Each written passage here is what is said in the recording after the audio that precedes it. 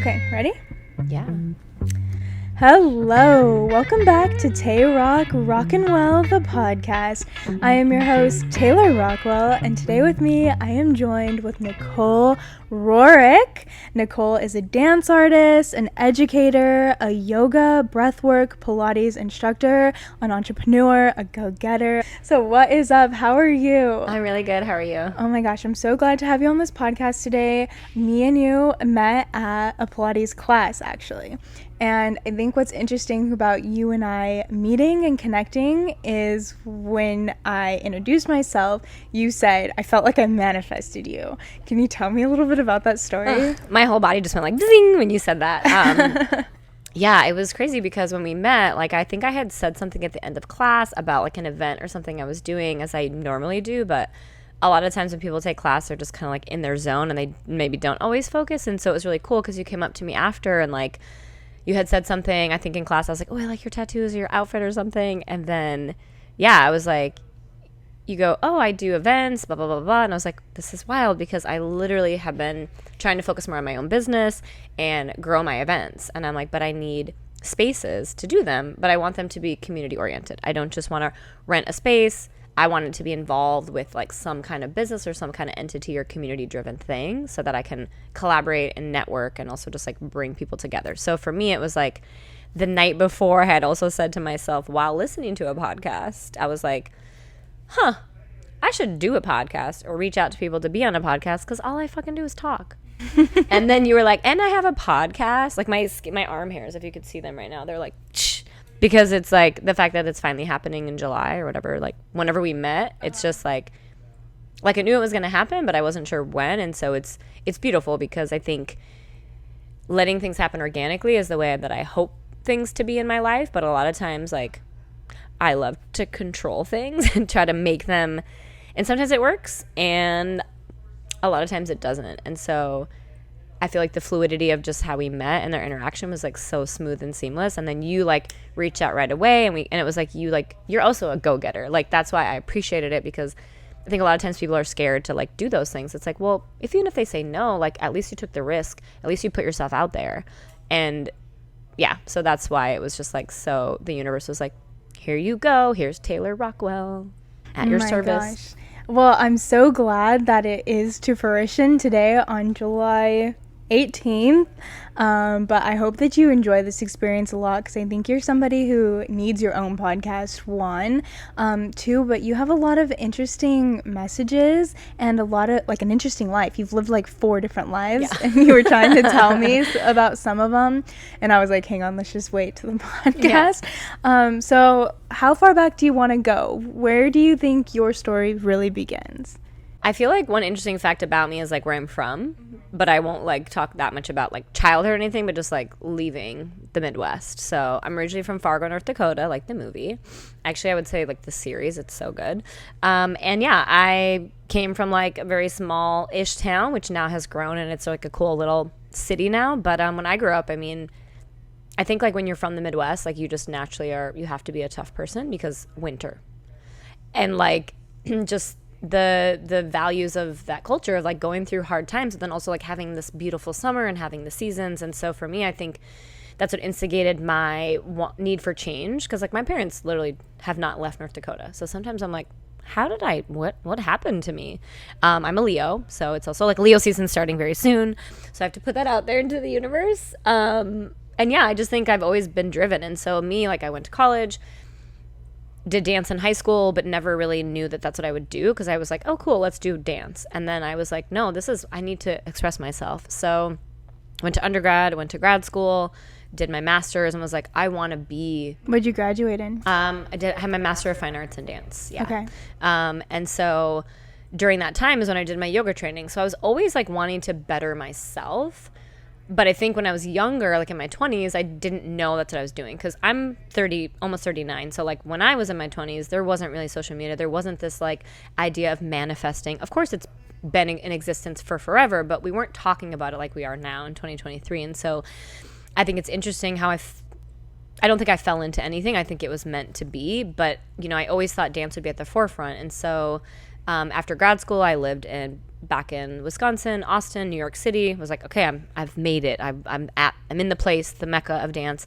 I'm making it work. It's happening. Life is good. And then curveball, like, got this opportunity presented to me in Cairo, Egypt, for teaching dance at an international school. And so I was like, well, this is pretty amazing. How could I not do this? Like, I didn't want to leave New York, but I made it happen. And so I ended up there, worked there for 4 years, taught, performed, traveled, met my husband. In Egypt. Egypt, yeah. He's a break dancer, and so we met through that dance scene, and then he was way younger, so I was like, oh, this kid, no way. And then it turned out to be like, oh, you're the most mature man I've ever met kind of thing. And he had his own business already in college. Like, he was like 22 when we met. And then, yeah, that was an amazing time in my life. Got to experience a lot of culture and experience that I thought I was ready for. And to a certain point I was. I'm a very open person. I was living in New York. Like, mindset is like lead with love, compassion, but also I have a lot of strong opinions about things and things that I stand up for as a human. And so I had a little bit of like frustration being there because of many reasons. And so I kind of let that like get to it kind of like made me, it didn't make me, I allowed it to make me feel certain ways. Whereas I could have just like used my yoga philosophy and been like, oh, okay, let it go. And so leaving there, I was like, I need to get out. I need to get back to the States. Like, I need to be around my family. I need to be around like dance and things that I'm just used to. And also to just, I feel like I gave it time. And so I ended up in San Diego. 2018, September is when I moved here. And you moved with your husband, or did it take a while? So I moved first, and then obviously the immigration process is definitely not an easy one. And so we weren't sure exactly when he was going to come. And then he eventually came the following May. So we did long distance. He visited a couple times. He had spent a semester at UC Berkeley in the summer once. So when he was in college, he studied film and went to the American University there, and then really loved the Bay Area. And I also had loved the Bay Area. So initially I thought we were going to go there because of dance and culture and everything. And then I was like, well, I don't really want to move somewhere without a job or some kind of a connection. And so I had an opportunity here, which ended up not even working out right away. And so I moved here with like no job. And I was like, okay. But I made it work, just as like we all do. We go through those struggles. And I had like no money saved because I thought that it was going to be fine because I had this job. And so it was like, okay, like I've been definitely in this like this through my whole life of ups and downs and moments where I've been like, wow, okay, things are really going well. But I think my story is just like, this is why the brand and why I wore this is like evolve. Like, everyone knows that word, but for me it means something very specific in the brand, but it also can mean whatever you want it to mean for you. Like, when I use it or move through it, it's my idea of like, what is evolution and the process in this moment in my life, not where it was a year ago, but I look back on the journey and I know that I'm able to reflect on the good and the bad, but also being neutral, like trying not to attach to like those emotions. Yeah, so that's a lot to unpack. That was like I was like, this is my story, but also there's so much more in it. I know. So let's take it back a little bit to when you moved to Egypt. How is that like culturally, and where were you emotionally, physically in your life at that time? Paint us a picture. So I had just been in New York. I was just about to turn 30. I actually turned 30 in Egypt. And so I went and I had a part-time job at the school teaching middle school dance, but as an elective. And then the dance team, the musical, which is funny because I'm not like a musical. It's like contemporary experimental dance is where I'm at. But I was like, I can do this, of course. I know I can do anything. And then got some jobs at like a yoga studio and a dance studio and was like, okay, cool. Met a lot of really great people, was like pretty amazed by the culture. I wasn't like, I mean, I would say culture shock, but not in the way that we think of like, oh my gosh. I was like, oh wow, this is like, I lived in New York City. I mean, there's literally people from everywhere there. So I think I had kind of an understanding and just being really active in like certain kind of social justice things in my life. Like I wasn't like fear-based. Like a lot of people are like, oh my God, you moved to Egypt? What about the revolution? What about it? And I'm like, you live in America. Like, just open your eyes. So for me, it was like this kind of awareness of seeing myself eventually though start to be like, oh my God, I'm really stressed by the pollution, and I'm stressed by like the traffic, and I'm stressed by people, the kids in my classes not caring about dance because it's literally an elective and they don't really want to be there. And so I at first was like, wow. And then it started to be like, I let all the things that I kind of wasn't able to control. As I talk about it too, I'm like unpacking it. This is like therapy, so thank you.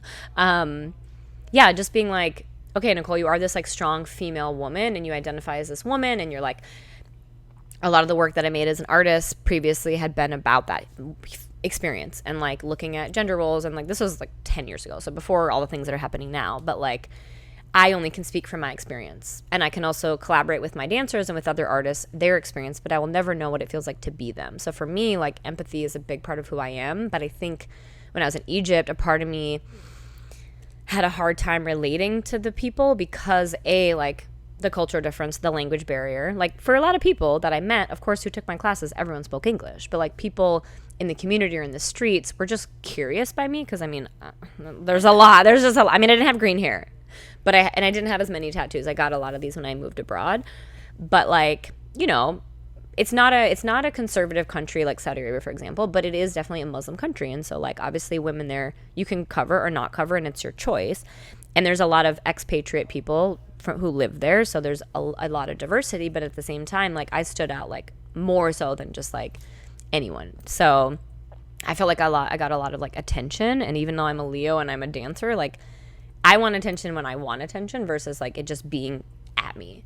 However, I learned from that experience that like that's how any minority feels in any country. And so it was like, okay, Nicole, this is a good learning moment for you to experience your privilege and to acknowledge like that you have a lot of gifts and that people are just interested in you. But I took it as like, actually it wasn't even if it was men only. It was like men or women, just like, because there it's like the people are so warm and kind when you speak to them, but sometimes just like they stare at you, and then like here you kind of like look away, but there they're just like, they keep staring. And I was just like, I would say this thing in Arabic that's like bosodemic, which is like, what are you looking at? And I would just like, without even really knowing that much Arabic, it was like a phrase that I love to say. And sometimes I would say it casually, and sometimes I would just be like so fed up because I was like, well, it's my right to walk on the streets to work that's 10 minutes away. And then my lovely husband, who was my boyfriend at the time, was like, hey babe, like, cool, I love that you want to do that, but just so you know, like, maybe just Uber so you can avoid those conversations. And I'd be like, but no.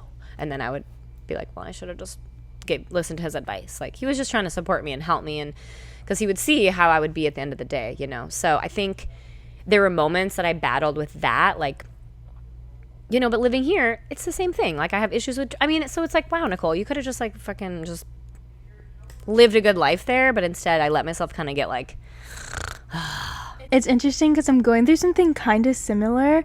How you were just asking, is your tattoo new? And so I just got it like in February, March time. So I have a big tattoo on my arm on octopus and a pretty big one on my stomach and chest. And I never felt intimidated by tattoos. I always like loved them and embraced them. So when I was like, oh, I want one on my arm, it didn't seem like much of a thought. I was just like, of course, I love tattoos. That's what I want to do. And then I got it, and it's so much ink that it's taking me a long time to digest or like get used to it. And I think the reason being is because now people start calling me things that I never identified as before, such as like, oh, you're such a tatted girl, like you're so tatted, or you're so cool, and like weird stuff like that. And like what? It's like a new thing on my identity. And it's kind of like, you know, I learned this in psych class, but they essentially the theory is like your brain doesn't really know what or who you are without people telling you. It's like you wouldn't know you're funny unless people laugh. Oh, interesting. You know what I mean? So like your brain kind of is always being like finding its identity through validation of others. Yeah. So when other people are starting to say like that, my whole body again is like, but the thing is I was like, fuck, that's so beautiful. And that's why even in your last pictures I was like, I don't remember that when I met her. I know, that's crazy that you say that. Am I crazy? Because I would remember tattoos. Okay, in my last Instagram post, I literally sat there for like 10 minutes. I was like, should I post this? Are you sure? Like, I was like, Taylor, okay, I see her vibe. She's like, because you were like, you're so like, you know, I mean, but you're not that also. Like, there's more to you. I would say like if I think about it, there's like 3 versions of me, and I just filtered through them. But truthfully, like, I love my tattoos. I love them specifically when I'm like at the gym or in a beach environment or like in a like casual environment. I love them. But because I'm in real estate and because I'm like in a very professional world, I feel the need to cover them, and I do a lot. So then I think I'm often like covering that piece of me. Have you ever experienced that? And like talk me through it. Yeah, so it's so funny that you say that because I'm like fully, well, not fully covered, but I'm way more covered than I was. And so even in Egypt, like I definitely had big ones. I had like this one, and I had like just gotten this one, not this, but just this. So I definitely had like visible ones and like this, but I'd never like really showed my legs if I was like in the street. Like the thing is about that culture is like there are people that are like me, and but it's like once you get there, you like take it off. Like you're not in the taxi like naked. I mean, you could be and like whatever, but you want to respect the culture. Like for me, it was like, Nicole, it's not right or wrong. This is the culture. This is the culture.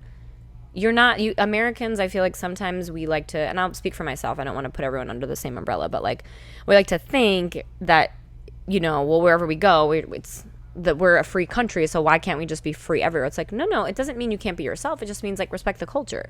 Just like if you go to a restaurant and it says no shoes, you don't not wear shoes. Like so it's like it's that kind of idea where a lot of people, for me personally, I took it as like I don't feel comfortable being myself, and like that's not who I am. I'm like, this is who I am, and I'm gonna live in my truth. And you don't have to like me or agree with me, but like I'm also gonna let you live your life. Like don't put your thing on me. Like we have to realize at the end of the day that we're all the same, we're all connected. And so I definitely, with my body, it's not like I'm super like curvy, but I definitely have like bigger hips and thighs. And so like obviously as a yoga teacher, you wear leggings, and like I started wearing like long clothes, and like I was like a vintage dude. My fashion, I'm like, man, I need to like, I still have some dresses, but I was like, I lived in New York City. Had been in Austin. Like I love thrifting. I love vintage, like super. I had like a little bangs I was like living that life because that's what I was inspired by. I love like the 1920s. Like I have Audrey Hepburn tattoo on my thigh, like tattoo. And yeah, I just started to feel like I had to cover because like I just wanted to also not get attention. And so it's just like what you're saying. But it's funny because obviously in Egypt, it's a different thing. Like, that's why in my head, I'm like, Nicole, why were you so like whatever? And some days I would be like, people would be like, oh, wow, beautiful. And I'd be like, oh, cool. So it wasn't always negative. And here it happens too. I was in fucking Brooklyn. Oh my God, I love your tattoos. And I was like, dude. And I said it to a guy. I was like, everyone has tattoos in New York. Why do people like so amazed by mine? And they're like, I think it's because they're so well done. I was like, yeah. And I was like, also because I'm super white. So like the colors, they pop. And so I think too, for you, it's just like, oh, it's so beautiful. That, or I noticed a lot more people touch me, which I think is weird. Like they'll grab my arm and be like, let me see, and stuff like that. No. Where it's just been a transition, where it's just like, it's just kind of like, I'm trying to now like figure out, like I asked for it, I like it, but It's been a transition. I haven't fully gotten used to it. I don't like love it. Like I'm like, well, and you think like nowadays it's in the 2023 that like, okay, even for me, like, are there still jobs that don't allow you to have them? I'm like, that seems wild because like now it's like this is a form of expression. To me, this is the same as fashion. Like I know it's inculcated obviously in certain cultures, like in a lot of like, I can't remember which Asian culture, Japanese or Chinese, but there's like this like animosity of like gangs. It's like a stereotype, just like here. Oh, you see people with tattoos on their, oh, they're in a gang, or they were in jail. It's like, okay, maybe that's true, but maybe you should like ask before you just judge. Like for me, it goes down to the basics of like, this is our kind of like societal pressure of like, I mean, I do it. We try to get through the moments of like, but when you see something, it's just what you just said about the psychology thing. It's pretty mind blowing because like our mind does all these things. It does so many things. And so if we can just kind of like unpack and like let go, we realize that like, oh, okay.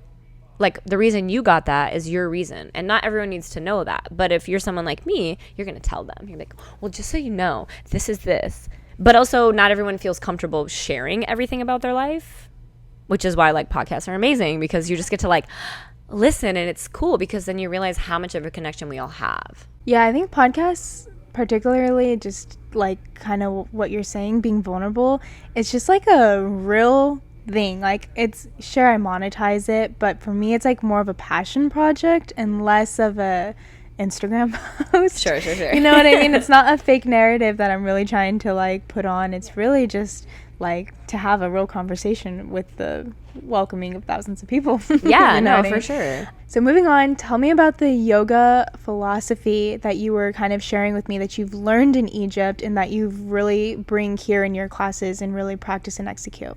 So when I was an undergrad for dance, I had taken like my first yoga class ever, and I went to like a hot, I won't even say the name of the person, but a hot 26 postures type of yoga. And I was like, oh God, this is a lot. And so eventually I found like vinyasa and found flow and was like, wow, this is really cool. And then when I did my teacher training, that's when I learned about yoga philosophy. Because a lot of times when you take public classes, like the teacher might put a little bit of philosophy in, but a lot of times like it's more movement based.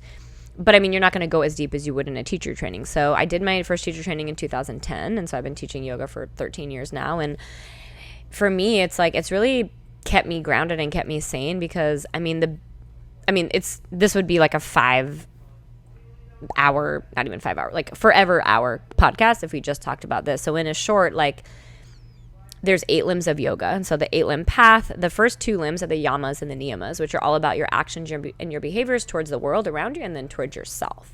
And so the 3rd limb is the asana, which is the physical part. The 4th is pranayama, which is breath, which is what most people think yoga is moving and breathing. And actually, before you even do that, you're supposed to be a kind human and a compassionate human and like look at how you relate to the world. So for me, I think that's so beautiful. And so I think if I wouldn't have had yoga in Egypt, I would have flipped out more than I would have. And then even in my relationships, like I remembered to breathe. And even right now, I'm like, Nicole, breathe, take a pause. Like the awareness and the consciousness that yoga philosophy has brought to my life is so powerful. But now it's just like who I am. I don't like the word yoga as much anymore because the way that Western culture has kind of taken it and just like ran with it. Like, this is yoga. And it's just like a skinny white girl, which is like me also. And I recognize that I am that person too. So like it came from India. It came from brown people. It came from a culture that just like in Egypt, like we have to honor and recognize. And so for me, like I bring my neon vibes. I bring who I am into it, but I honor where it came from. And so my brand Evolve by Nicole or Evolve X Nicole, it's all about like, it comes from the basis of where I started, which is yoga philosophy. Even though I started dancing before that, like I think I was just like waiting for that moment to link everything together. So even the simple task of breath work, like to me now that I've done breath work training, like I would say if you had to choose like moving or breathing, well, I don't know. I'd say moving and breathing at the same time, but like breath work is so powerful. And like, that's the thing is that it is for anybody can do it. If you're disabled, if you're blind, if you're deaf, if you're in a bigger body, if you're poor, if you're like anyone has their breath. Whereas movement, if you don't know what to do, you might not have a way to, even if you don't have the internet, if you don't have a way to, if you don't have to have a mat even, but like if you don't know how to move your body, like I still feel like you need a guide. And so for me, like bringing that to the people is what I want to do, and that's how I want to inspire people. So the basis of the brand or of who I am is yoga. But when I say yoga, a lot of people go, oh, I know what yoga is and I don't do yoga. Or, oh, yes, I love yoga, I'm going to come to you. So that's why I decided to call it something evolve. Like do not want to evolve, do not want to be better. Like I want you to come out of it with an experience of how you felt. Not, oh my God, my body can't do this. It's fine. Literally lay on the floor. Be present though. Jump up and down, even if we're not jumping up and down. If that's what you feel that you need to do, it's like I'm trying to help people be their authentic selves. Like I am not your healer, like you are your greatest healer. But I can be the teacher, I can guide you there. So that's kind of a little bit of the gist of like some of the yoga philosophy is like there's contentment, there's santosha, there's like living your truth, satya, like self-study, refraining from like things in moderation, like the Mountain Dew conversation, like all these things, they're so simple and they make so much sense. But at the base of yoga philosophy, it does, you can look at like Hindu religion, the gods, but it's not about worshiping. It's like the Buddha, like any kind of deity, they're all connected and they all have stories. And so just like any religion in the world, at the base of it, the core, it's the same. But a lot of people want to like be like, no, this is better. It's like, no, we're all God, divine, spirit, universe, the grass, your heart, like whatever word you want to use, it's all the same. And it all comes from within. So where did you begin to study all of this and how did you become so knowledgeable on these topics? So I would say my first awakening of it was like being an undergrad for dance. I went to the University of Wisconsin-Madison, and it's the first dance program in the United States. So I feel like shout out to them and just like the way that it's evolved over time. Like when I went as an undergrad, we didn't have an audition even. So like I was grateful. I mean, I think I was still fairly good when I started, but I hadn't really been dancing long. And so now it's definitely, they have one and it's more evolved and more technique based, but they taught you to become a thinking dancer.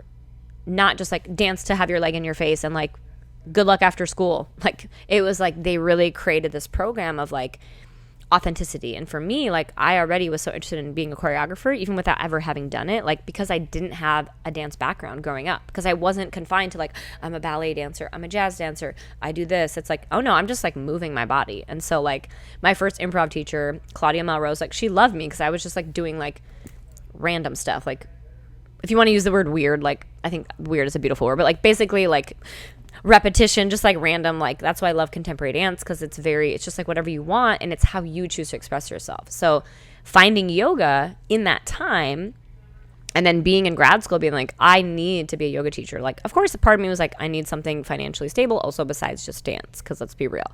So I did my training in grad school, and that summer really was a blessing, because I had a hard time in grad school because going like into a place that I went where it was like way more focused on technique versus my undergrad, I was kind of like, I came to grad school, you know, to research and to make work. And so I had a little bit of a hard transition going to Florida State, but in the end, it ended up being a beautiful experience. And coming back for my last year of grad school, I was like a new person. I had done yoga. I like was in New York City doing it. I biked to the studio every day. I was living in the Upper West Side in my friends' like parents' friends' like apartment. And I was just like, I made it kind of thing. Like you think that. And then realizing that we don't actually need all these things, right? It's just like we just need ourselves. And so I've always wanted to learn and grow. Like I always want to continue to be humble, and like I think we should all do things that scare us. Like fear is the biggest, I think, and you'll hear this in a lot of philosophy, and you'll probably hear this in a lot of podcasts, is the biggest like inhibitor of our life. Because why else would you not just like have green hair, you know? Why else would you not get the tattoo? Is because of other people. Because if you feel that you really want that and this is how you're going to express yourself, who gives a fuck how everyone else judges you? Because they're judging themselves. Everything is a mirror. And I've learned that a lot lately in my personal life, of like my kind of reactionary, like the way that I speak. A lot of times it comes across as aggressiveness. And I do agree, like sometimes I can be like mad, but it's just like being assertive. And as a woman, of course, I'm sure you seem like a very assertive person. Like if you don't layer that with like, oh, people think you're a bitch. It's like, cool, I'm a bitch. Like, thank you for saying I'm a bitch, because like I'm a badass, and you just want me to act a certain way that maybe you don't feel comfortable doing. And so for me, it's like now people come to my classes and like, man, I wore bright colors because of you, or I wore this because of you. And it's like, I tell people, I'm like, it's a joke. You don't have to wear green. But it's like, if you do, cool. But like, if you want to wear all black and that's how you feel, or you want to be this way, like it's okay to use your voice. And most of the people I teach do happen to be women, not everybody. But it's like trying to inspire, especially the young people. When I work with young dancers, like it makes my heart, because you see their eyes just be like, I don't have to just be this ballet. I can, oh my God, thank you for like showing me that. Even though you assume their parents or their teachers are telling them that, but sometimes they don't have that at home. They don't have that in their studios. And so for me, it's like the yoga mindset, the kind of bringing it back to your question, is like, how do we lead with love, but also without being like spiritual bypassing, like, oh, love and light, I don't see the like shitty stuff. It's like, no, I'm gonna see the shitty stuff and I'm gonna talk about it, but we're gonna find a way to work through it together. Just like having any kind of conflict, at the heart of it, like if we can have open communication and dialogue, even if we decide, okay, we're gonna go our separate ways, like at least we can treat each other with respect, which is like can be hard because our emotions are like taking over our body all the time. Like our body knows everything, but our mind is like doing this all the time. You said a lot of things. I'm trying to. I know I did. I put pins in the things that I wanted to touch on. One was how you said aggression in women specifically, and I resonate with that a lot because I'm finding myself in a growing position of my life where I'm only 24. So sometimes people look at me as a kid, and I think that can be a problem, especially in the industry that I'm in. Like the other day I went to, like an example, I went to a house which was being pitched to investors. I was one of the investors, but this was my first time ever going to one where I didn't just go by myself and then have a private conversation. I was essentially competing with 7 other investors at the same exact time, and we all were looking at the house together, and then at the end it was up to us to figure out which one of us got it. And so I'm going into this first time, obviously kind of just like don't know what to expect. But as I'm looking around, I'm figuring out right away I'm the only girl there. And then not to mention I'm the youngest one there. And so those two things put me in like this insecure moment. And then I have to like I felt it. I could feel myself shriveling, and then I just immediately had to like pump myself up and be like almost like fake it till you make it. But I was like shoulders back, chin up, like confidence, and then I like would lower my octaves and I would smile less, and I would like try to be like, you know, like a chameleon just to get me through that moment. But then afterwards when I left, I was like kind of reflecting, and I was like, it's just growing pains, you know what I mean, where I'm just trying to figure myself out constantly. Or sometimes like I feel as if in the past and even today that I'm trying to work on, I sometimes get taken advantage of by like certain friendships, where I just think like I'm trying to like, I'm outgrowing those friendships and I'm starting to notice more and starting to want to move on. So it's interesting that you said that, because I feel like that's something I resonate with in current time.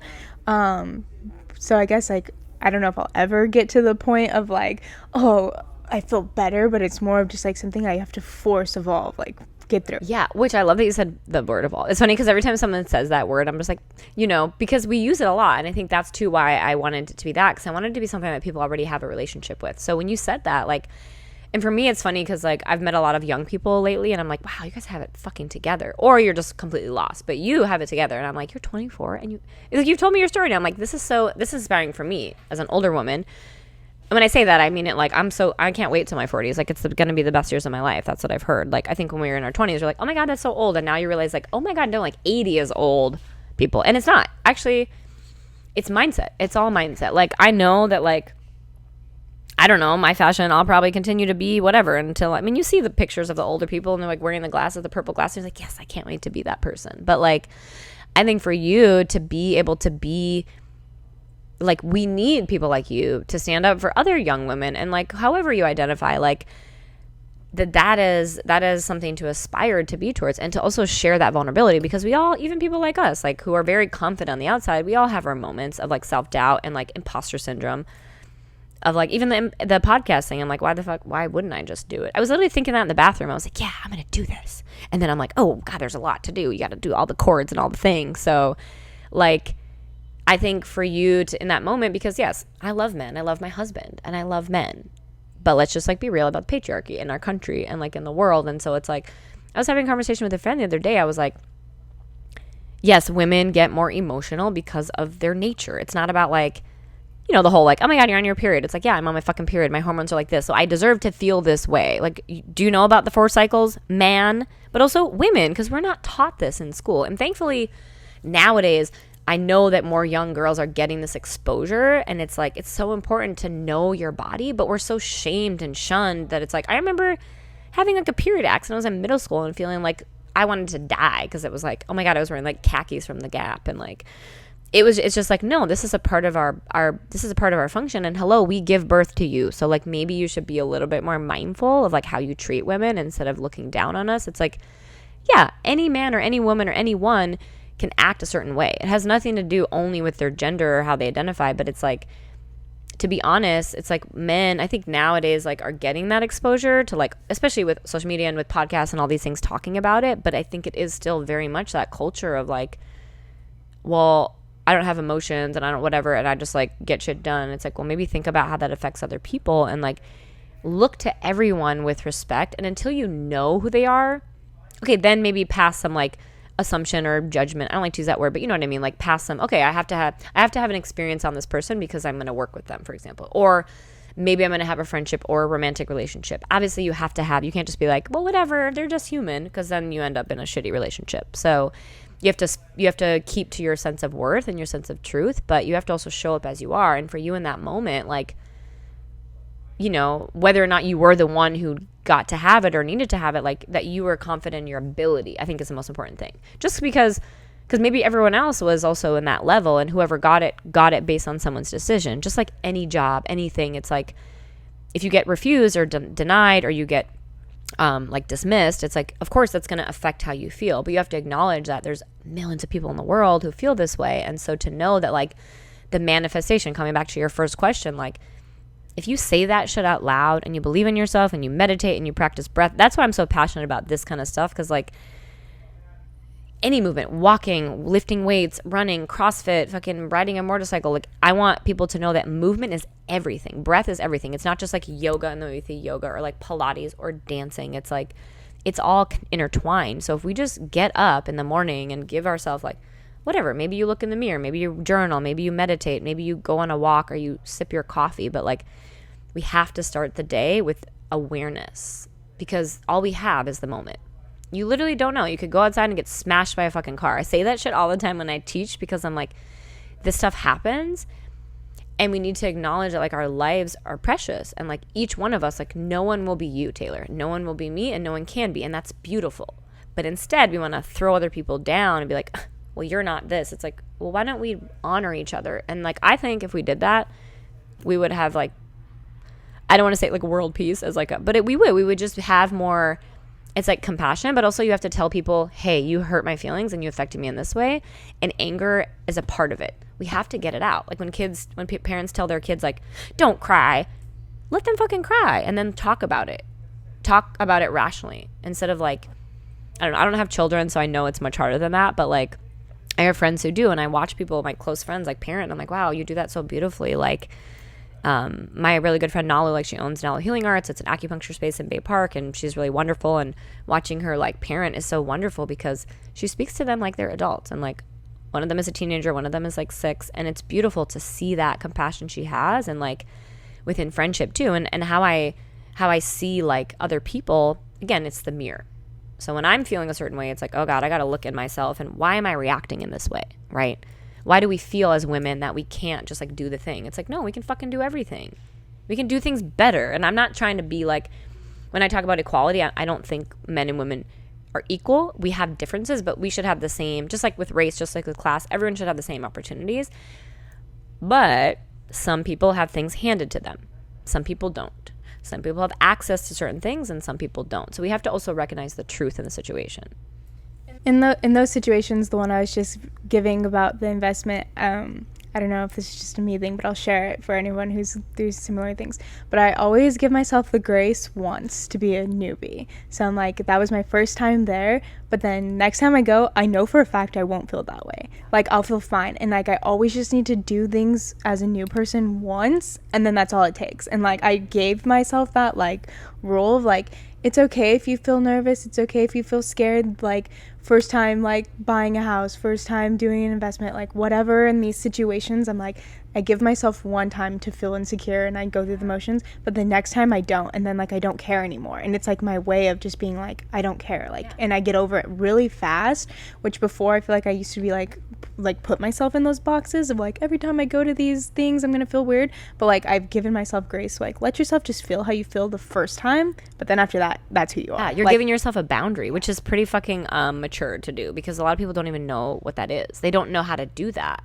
And so I would be curious. I mean, I know the podcast is not about you, but also it is. Like, do you think there was something in your, I feel like we might have talked about this when we met, but like you're so young, and like I think also your generation too, it's just like you just had to, you're kind of like forced to do it. And especially with like the pandemic and all the screens and the Zooms and the social anxiety, that I'm like witnessing it so much more in these last couple of months. And I don't know if it's like something in the universe and like whatever's happening, there's like a shift that's happening, and people are feeling a lot of feels, and like whether you like your relationship to astrology or whatever, the moon, like it's the planet, so they're real and they exist, and we don't have to base everything on them, but we can acknowledge like the new moon in Cancer is happening. Like, and I am the type of person that like I was like, I would never say that kind of shit, and now I'm that person. Like, it's literally about emotions, like, and so I'm feeling all these things that literally in the last 48 hours it's like shedding everything. And so yeah, I can say it on that, or I can just say it's based on my actions in this time of my life, but I do think there's an effect. And so for you, it's like, maybe if there's like one moment you could pinpoint, like, have you always been this like driven, or was it like your parents, or was it just like something you went through or that you want to share? That's like just yeah. like to be, I mean, just to make it a cliff note and get to the punchline, my mother had me when she was 20 years old, and then she got married, and then she got divorced. In her marriage, she had two two boys, but they're significantly younger than me, obviously. And then when they were going through the divorce, he was just like an alcoholic, like just not a good guy. See you later, just out of the picture. So then it left my mom being a single mother, but I was much older. So I wasn't necessarily one of the kids dealing with it. I was very much just became my mom's second partner, which I feel like it sounds crueler saying that way, but like we were just a family. That's all we had. Like, so it was nothing that like she necessarily asked. It was just something that needed to be done, unspoken. And then so from a young age, it was just like I would get my like for her to be a single mom and afford even a little bit of a life at that point, she worked out of town. So she would get up really early at like 5 and go to work because she had a long commute in the morning. It's like I would get up in the morning, I would get my brothers ready, I would take them to school, then I would go to school, then I would pick them up from school, then I'd take them back to my soccer practice, then I'd do my soccer, then I'd bring them home. My mom would make dinner, I'd help with like homework and like whatever. And so that just was my reality for my like elder young years when I was still like developing as a teenager. So I think it just always like sparked a fight or flight in me. And then so I think like it might be trauma, but oh yeah, for sure. that's probably why I'm just so, because like I'm never like really like, oh yeah, life's good. Like I'm always like I need to, like for me, I'm like, well, no one had a fun for me to go to college. My mom definitely doesn't, she didn't have fun for me to go to college. She doesn't have fun for my brothers to go to college. So I'm like, how do I work hard enough where I'm like, even if you don't want to go to college, even if you just want to like learn how to like go to trade school, you want to join the military, you want to go whatever, like you need money to do anything. So I'm like, I have to work really hard for them so that way whatever they want, I can be able to fund it and support them. And like for me, it's probably my relationship with money, but like we were just poor. It was always, no, we don't have money, no, like it was just always the topic of conversation. So for me, it was like the answer is money. If you have money, things are better, things are happy. So that's where I became very like goal oriented in money. I think that's why I've been very just like, how do I get in these big investments? How do I start and doing this? And like I think for me, once I got like a little taste and like, oh, it became easier. Like once you have money, it's easier to make money. So now I feel like that's why I'm getting in these growing pains where I'm like, oh, like I'm pitching an $800,000 investment, I'm pitching $1 million investment. Like it's crazy to even for me to say those, but it's still like I'm not where I want to be yet, but I'm getting there. And like now I become like I'm starting to like be like I'm feeding a younger child version of myself. Like I'm finally like able to give myself all the things that I was once said like no. And so like now I just like feed myself a lot. But then also like my brothers are still in high school because they're still really young, so it's like go time. So it's like even now it's like one of them's getting ready to get their license. It's like, okay, my mom can't afford a car, so it's like that's on me. Like I need to be able to get them a car. Like stuff like that is where I just like want to, like, because I'm their parent, even though I'm their sister, I'm their second parent.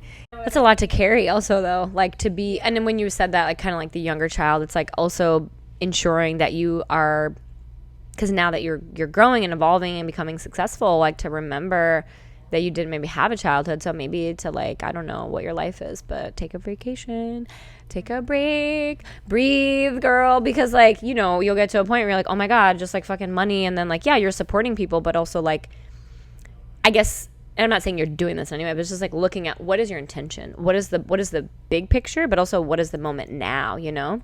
I am mindful of that because I see people who I deem as success, and to really what I see as success are people who are like with money and happy, and I try to like replicate that as much as I can. Like I don't want to be one of those people who's always on my phone answering calls because I have to make money. Like I don't want to be a victim, and I think that's why I focus most of my priorities on long-term investing. And to like answer your question more directly is like right now, in the small version of what I am, I try to delegate everything. Like any task I have, I give it to somebody else. Any like duty I have, I give to somebody else. Like for an example, I'm getting ready to post my third Airbnb, and I just signed a contract with somebody to like do 100%. It's 100% hands off for me. Like I don't want to do it. I'm giving them 20% of my revenue, which was like, that's what I mean. It was like, I'm giving them 20% of that dollar, but for me, I don't want to be the one on my phone answering, checking in, working with the cleaners. Like that's what I mean where I'm like, I'd rather it not be about money. I'd rather give them that so I get my sanity back of like a life and I can move on. So like I'm trying to teach myself like delegate everything, give all your tasks to somebody else and like move on. I need to learn from you. I'm just like, wow, these are things that I'm like, Nicole, figure out your shit. Because the thing is with my business is like, because to be honest, like because I was a dancer first, like a creative person, I never thought I'd have a business. Like even saying that word brand, I'm still like, that's weird. I just need to be okay with it being that, because that's how you get people to fucking know you. So be okay saying that word, Nicole. I think not being from SoCal and just like sometimes the SoCal vibes, I'm just like, it's too much. I'm just like, oh my God, people just like open your eyeballs. It's okay. You can be beautiful, but you can also have a brain. I'm not trying to pass judgment, but sometimes it's like, it's so overwhelming. And I go back to the Midwest, I go to New York and I'm like, oh, thank God. I just like, I'm not like, there are people here. Of course, I have really good friends who I've met but it took me a long time. And like, I think people gravitate towards me as a teacher and a facilitator and as a leader because I'm so open and because I'm so vulnerable and like I don't hide anything. And sometimes that's like a fault because I'm like, oh shit, that's like my personal business. I shouldn't tell everyone. But whatever. Like, so for me, it's like, you know, I think what you just said is very important is like you are still making the money, but you're also helping someone else make money. And that's the difference between like fucking being a capitalist and like taking it all and being greedy. It's like you want to fucking help your family. That's beautiful. So yeah, get money. But for me, it's like, I think also because similar, like my mom was on food stamps, like when I grew up, like my parents divorced or like separated when I was in high school, but they still lived like 3 blocks away and my parents were both still as supportive. So it wasn't the same scenario, but like, you know, I never knew what it was to have money. And I'm still at a place where like when I lived abroad, I definitely had the most money that I've had ever, which wasn't like a lot, but for me it was because like the currency and things like that, and then being able to get tattoos and like travel, and I was like, wow, this is awesome. And money is like energy. Yeah, oh for sure. And that's what it is. It's like changing the mindset of like this paper that it's like, but we were talking about money the other day, it's like we hold so much value, especially in America, about it. It's like, remember when people didn't have money and it was just like trading goods and like back in the and I was like Burning Man. I mean, I've never been, but I was just having a conversation today about it, and like just like the idea of, yes, we also want to be valued for our time. We shouldn't just be doing shit for free all the time. But for me, if it can help and can build community and can help people who need to be elevated, I'm willing to do it for free. But if it's like people who have money and they don't want to give me money, I'm like, okay, bye. Like if I know what I'm worth, and I know because I have, and it's not about the certifications, it's not about all my titles, it's about I did the work and I'm still continuing to evolve. There's no end goal until I fucking die. Like, this is why at the end of yoga you have shavasana. It's corpse pose. It literally means a death, which is like you just you do all this stuff, you move, you breathe, whatever kind of yoga do, but you lay and you absorb, and that's literally, it means corpse pose. So it's like every day we have a moment to be reborn. Like we roll over in a fetal position, and every time I finish class I almost say it. I'm like, this is like when you're in the womb, like you have an opportunity from this moment. You felt so good in this class, this feeling does not go away. You choose to let it go away. I'm not that harsh because like literally I want people to go with peace, but that's what I mean. It's like Joe Dispenza, like, I mean, I love him, but I love all the other people who've like talk about this, like change your thoughts, change your life. It's simple, but it's not easy. It's a simple concept, but it's not just like, oh, I'm just manifesting $1 million. It's like the thing I manifested, I didn't manifest Taylor Rockwell. I manifested like this idea of I should be on a podcast, or I should do a podcast. Oh, I need an event space. Oh, I need these things. And then because I fucking talked to you and was an open human, like, I think I shared this with you when we met for lunch or on the phone, like, ever since I started to lean heavy into my brand and, like, the green part, and, like, I did my first retreat in April, things have shifted entirely because my mindset has shifted. And, of course, there's still issues, and, like, money is, like, because I traveled and I was like, oh, God, and I'm just like, but I know that it will come and I'll be okay.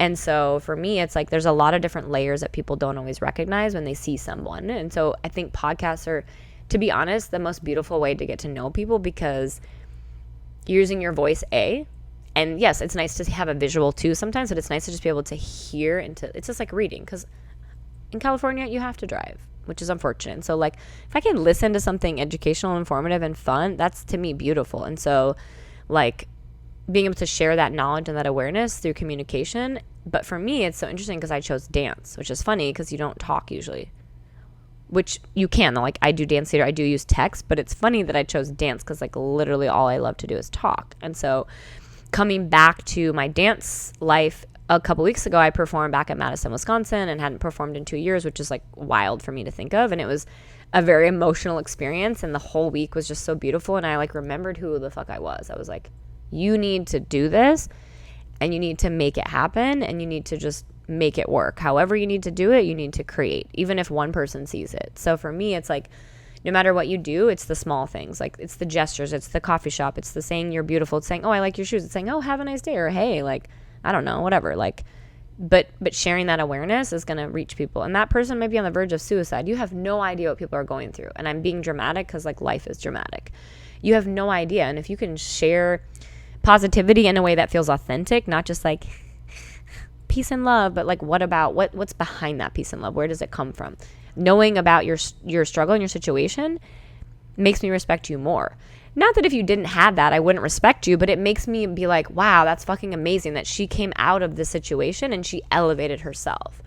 And yeah, like, some of us have to do that on our own, and some of us have help, and we have to acknowledge that privilege, and we have to acknowledge it. It doesn't mean that that those people don't deserve to have money and wealth, but if it was handed to you, it's a little different because, like, you didn't have to work for it. Like, the way I always like think about it is like, at the beginning of a game, it's just the cards you're dealt. And so some of us have competitive advantages and some of us don't. But regardless of who I am, who you are, somebody has it worse and somebody has it better. It's like, I don't really care who has it better. And I don't really try to think like, oh, I shouldn't like this because someone has it worse. Like, I try to just think like, I'm just somewhere in the middle. Like, you know, like whether one's go or the other. And I think like, I don't try to be like, oh, I need more because they have more, like, oh, I shouldn't do this because, you know, some people aren't lucky enough to fly home to their family or whatever. Like, I try not to think that way because everybody is wealthier, funnier, cooler than you, and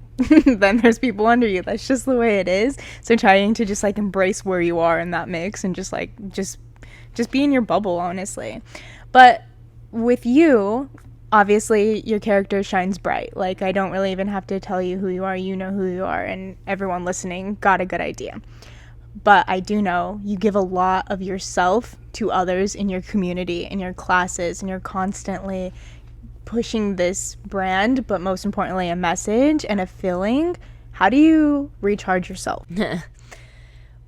Well, I probably need to do a little bit more of that, to be honest. Like, as you were saying that, I started to, like, my eyes was, like, starting to water. I was like, oh, my God, what is she going to ask me about? Because I know there was, like, a but or, like, a yes, it's all good, but then how do you bring yourself home? And so I think for me, it's funny because for most people, they would need to, like, go in a solitude. And for me, it's, like, these moments. I'm like, yes, like, I love to learn about people. I love to be around people. Like, I'm social. It's in my chart. Like, I'm fire. I'm Leo sun, Sag moon, like, I have lots of those things in my chart. I'm like, I'm meant to be a leader, like human design. So for me, like, I know that I do need to take a little bit more time alone.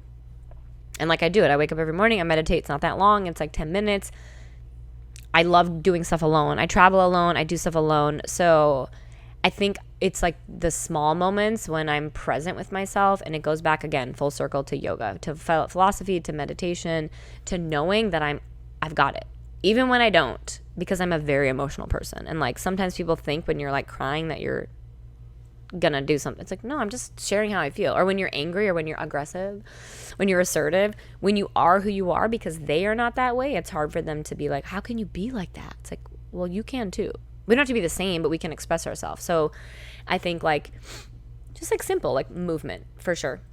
Daily movement practice, without a question. Even if it's just like the demonstrating I do in a class, if I'm not able to get my own workout in, or a class in, or whatever, a walk in, sunshine, like being in nature, like definitely, like I need to be like I'm like, why do I live in San Diego and I'm not the beaches? I was just there for the first time like the other day, and I was like, what am I doing in life? Like, but for me, like, I love to suntan, like I love to be outside, but like I'm like, okay, well, I know I can't go to the beach, but I'll be in the sun. But for me, it's like the water, like the energy of the ocean or mountains. Really, to be honest, I like anything in nature. I'm not like only a beach person, only a mountain person. Like, I love when they're all together. Like, if I could just have all the things in one thing. Go to Oregon. Yeah. Oh, no. There's like so many beautiful places. Like, I think that's why I had a hard time in Egypt too, because like, luckily I was in Cairo, so it's right on the Nile. So you have the greenery from the Nile, but it's very hot. It's a fucking desert. But then you have like the pyramids, and it's just like, what? They're just right there outside the window of like the way where I went to teach at a school one time. I would see them every day, and I'd be like, oh, cool. Like after a while, you just are like, it's just normal. Just like here, when you come, you see the palm trees and the beach. And like for me still though, being from North Dakota, every time I see those skinny palm trees, it just like feels so good in my heart. And there's moments where I'm like, I know San Diego's not my forever. I know for sure it's not. And like, but I also will be really, really sad. And so for me, it's like community, like I would say like, I had 5 answers to your one simple question, but yeah, like bringing it back to people and myself and how we are connected, but also taking the time to just like be with myself, even if it's not an hour. And that's, I think, the missing link for people is that they think that they have to go to a class for an hour. It's like sit with yourself for 5 minutes, and if that's all you have, and then 10 minutes, but start small. I always just drive in silence. Oh God, that's hard. Yeah, I mean, that's when I do it, because I'm like, okay, you have 10 minutes, just be alone. Don't put on a podcast, don't listen to music, and just you're going to go on autopilot anyways. So then just like be alone with yourself and like don't think. That's smart. Like that's what I try to do, because it's like that's the only time I really. I know, that's why I'm like, or like before you sleep. But then luckily I don't have a problem falling asleep. So I'm like, oh, before bed, I'm going to read this thing, or I'm going to. And then you just knock out. No, I just meditate in the morning, but I need to I want to start. Because now I'm just used to getting up early, so it's like, and I know I need more sleep, but it's like, well, if I can feel better by getting up a little earlier to like meditate and do a short breath practice, like I'm gonna do it. It's still over an hour a week, 4 hours a month, and then you're already hitting it, like, so it's like you're still doing it, like any time is time. Well, it was lovely getting to know you, and, especially this was one of the better podcasts because no one ever asked me questions. Oh my God, really? So I'm like, wow. Not that selfish, not that I'm just joking. No, I'm just saying it was interesting to see how your story connected with mine and kind of being able to twist our narratives and stories a little bit together. But before I head out, I always ask all of my guests, if the listener was just popping in right now, what is one thing that they could take away from this podcast? I think in the simplest terms, it's like learn to be okay with who you are, and like not just the good parts. Like everything that you've done in your life has brought you to the moment you're living. And so to honor that, to honor where you come from, to honor where you've been, to also recognize what you haven't done, and to honor like, okay, this is my life, like YOLO. I like to say that because I think it's funny, but it's like it really resonates. Like you do only live once, at least in this lifetime. And so how are you evolving? And like it comes down to the messaging behind it. Like we can all evolve alone first. We have to be with ourselves, but then how do we do that within community? And that's like, I think the key to life. Like having good people around you, you'll be happy no matter what, even if you have no money. Yeah. No, beautifully put. Well, thank you so much, Nicole. Before we head out, though, this is your time to plug everything. Plug your Instagram, your brand, your everything, and put it all out there. And also for anyone who's watching the video, I'll have it linked, and also the audio, everything's linked in the description as well. But if you're just listening. So yeah, Evolve X Nicole. It's on the shirt, so I wore it. That's my Instagram handle. And then I just started kind of launching some of my own classes. So I'm at a space in Mission Valley called Be More Fit. I'm doing some dance classes and some of my Evolved Fusion classes. So it's my signature class that's a mixture of breathwork, yoga, Pilates, and some free flow movement to like fun music and just like affirmations and things of just like basically me. When I teach, I'm me. I'm not a different person. I also teach at Nalu Healing Arts. I teach at Salt Hot Pilates. I teach at Align Reformer Pilates. And then I do events. I do pop-ups. Doing something with y'all soon. So yeah, I'm in the community. Yeah, Instagram I feel like is the best way. I also have a website. It's www.evolvexnicole.com. I'm going to be planning my next retreat hopefully this fall. And yeah, I use social, so find me on there. Thank you again, Nicole, for coming on. You were absolutely wonderful, and we'll see you guys in the next episode. Bye. Yay, that was so fun. I was like, I could do this forever. What's that Mooney, what is her name? The hour, I could do this, even though she's talking about sex, but it's okay. I could do this for hours, that Hours and Hours song. Do you know it? She's like, I mean, I can't sing. She's like, put me on the counter, shrimp and lobster